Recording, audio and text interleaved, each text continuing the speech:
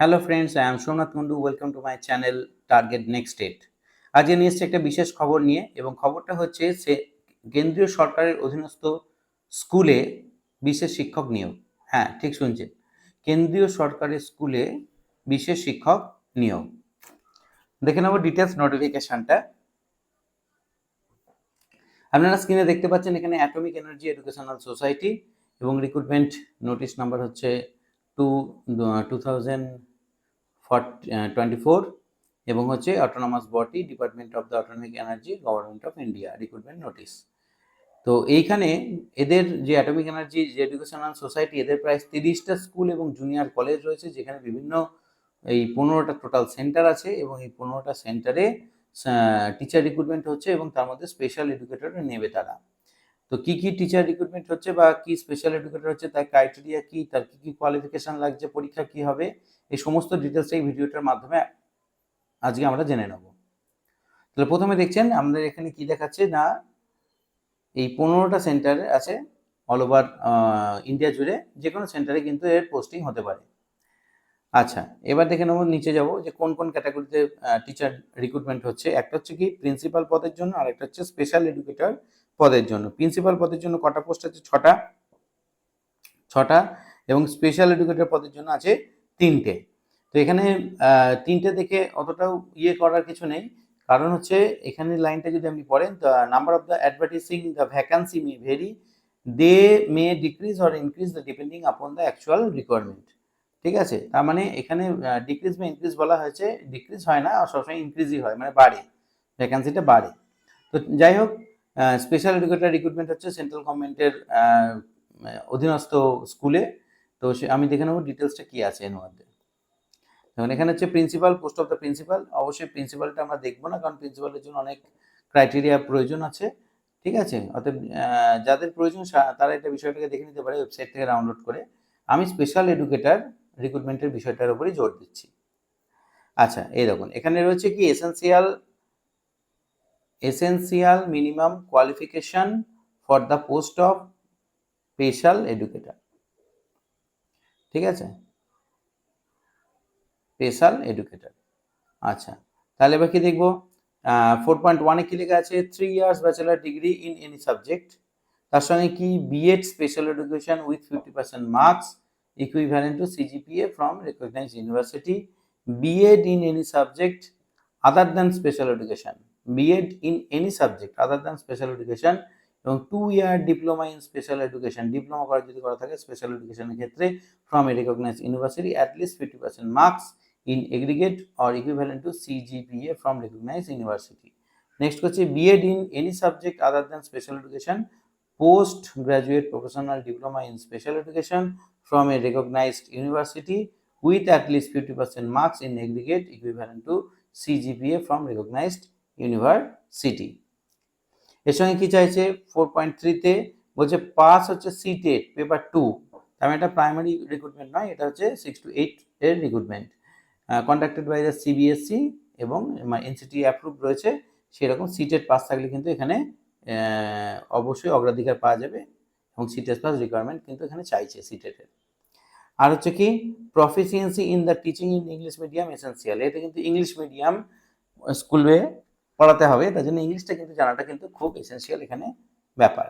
আর next হচ্ছে desirable, কি বলেছে? Working knowledge in Hindi and computer, এবং হিন্দি এবং কম্পিউটার যদি জানা থাকে তাহলে কিন্তু এটা ভালো হবে, ইন্টারভিউর ক্ষেত্রে সুবিধা হবে।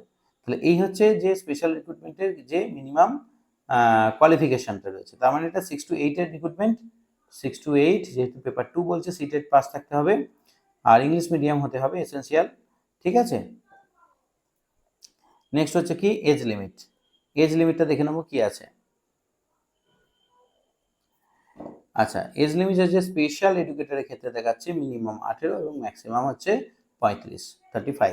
ঠিক আছে, আর রিল্যাক্সেশনের ব্যাপারটা দেখে নিই। এজ রিল্যাক্সেশনের ক্ষেত্রেও কিন্তু যেমন এসটি, এসসি, ওবিসি, ঠিক আছে, যেগুলো হয় আর কি, দেওয়া হয়, সেগুলোও আছে। ওম্যান এডুকেটেড ক্যান্ডিডেটের ক্ষেত্রে 10 বছর এখানে দেখাচ্ছে।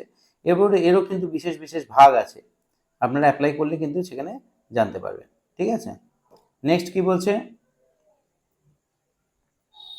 আচ্ছা, জেনারেল ইনস্ট্রাকশনগুলো পড়ে নেবেন। জেনারেল ইনস্ট্রাকশনগুলো একদমই কমন, এগুলো বিশেষভাবে বলার কিছু নেই। আচ্ছা, হাউ টু অ্যাপ্লাই, কীভাবে অ্যাপ্লাই করতে হবে, এই ওয়েবসাইটের মাধ্যমে কিন্তু অ্যাপ্লাই করতে হবে। ওয়েবসাইটের লিঙ্কও এখানে দিয়ে দিয়েছে, ঠিক আছে?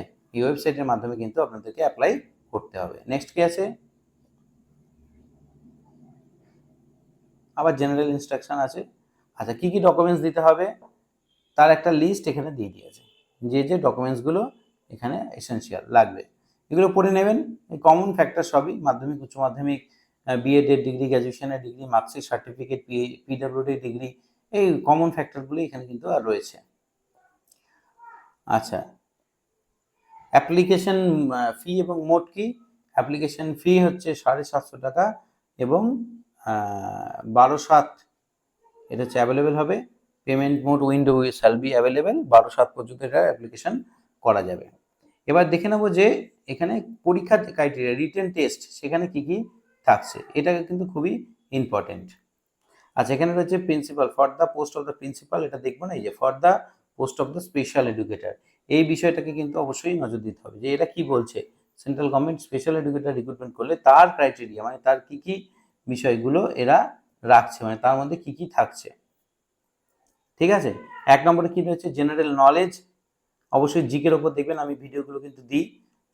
অনেকে বলেন যে এই জিকেগুলো আসবে কিনা, আমাকে মেসেজ করে, কারণ এই জিকেগুলো না আসলেও এই ধরনের জিকেগুলো আসবে, কোন জিকে আসবে সেটা আমার পক্ষে বলা সম্ভব নয়, ঠিক আছে? একটা ধারণা দেওয়া মাত্র। রিজনিং, অবশ্যই যেগুলো অঙ্কগুলো আছে রিজনিংয়ের। আচ্ছা,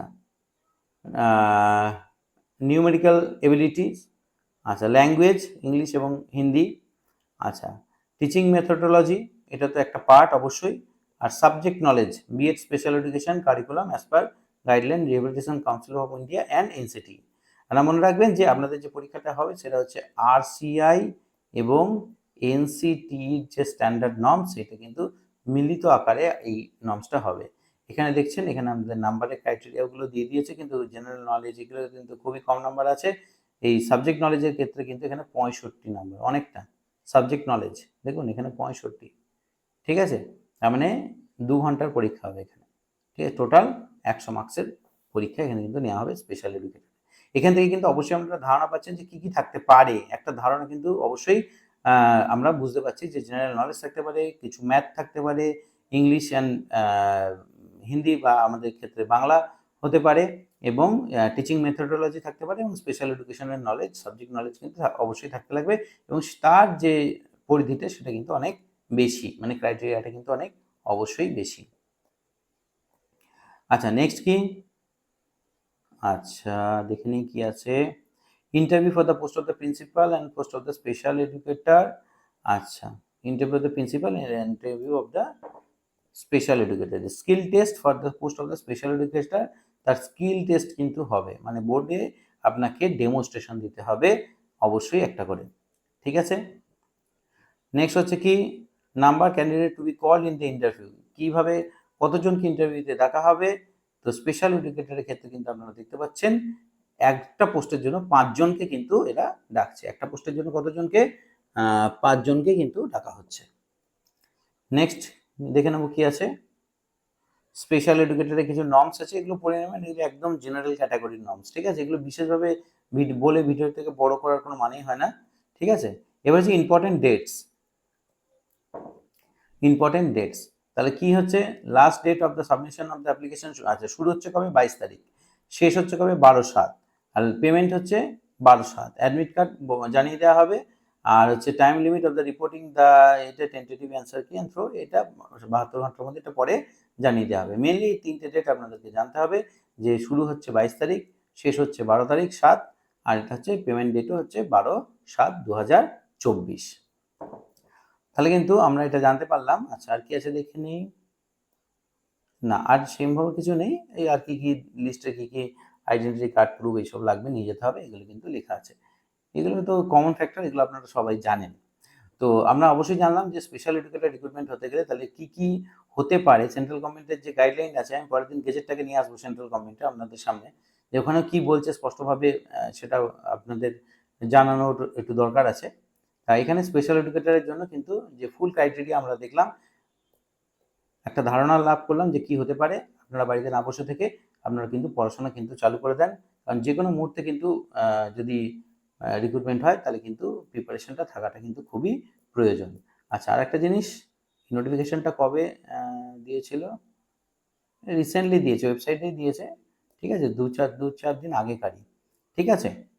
তাহলে অবশ্যই আশা করি ভিডিওটা আপনাদেরকে ভালো লাগলো, এবং অবশ্যই যদি ভিডিওগুলো আপনার ভালো লাগে এবং এগুলো যদি ইনফরমেটিভ মনে হয় আপনাদের কাছে, অবশ্যই আমার চ্যানেলটিকে লাইক, শেয়ার এবং বন্ধুদের সঙ্গে এটা অবশ্যই শেয়ার করবেন, আর সাবস্ক্রাইব করে দেবেন। আমার চ্যানেলটিকে অবশ্যই সাবস্ক্রাইব করবেন, আমাদের সাপোর্ট কিন্তু আমার খুবই প্রয়োজন, অবশ্যই চ্যানেলটিকে সাবস্ক্রাইব করে দেবেন। সুতরাং এইটুকুই আজকে। সকলকে অসংখ্য ধন্যবাদ, নমস্কার।